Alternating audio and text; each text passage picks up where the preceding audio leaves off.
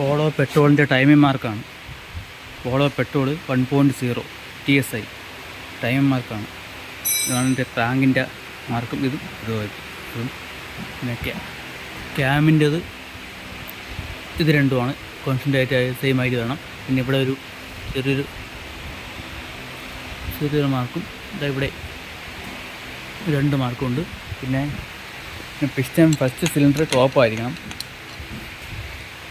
പിന്നെ ക്രാങ്കിൻ്റെ ഫ്ലൈ വീലിൽ ഒരു മാർക്കുണ്ട്.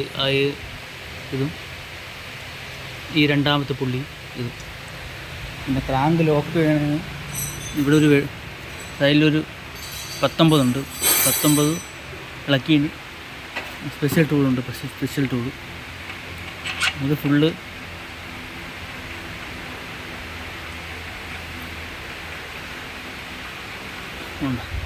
ഫുൾ ടൈറ്റ് ആയിട്ടുണ്ട്. ഫുൾ ടൈറ്റ് ആകുമ്പം ക്രാങ്ക് ഇടിച്ചാൽ ലോക്കായി നിൽക്കും. ഇപ്പോൾ ഫസ്റ്റ് സിലിണ്ടർ ആയിരിക്കും. അതാണ് ക്രാങ്കിൻ്റെ മാർക്ക്.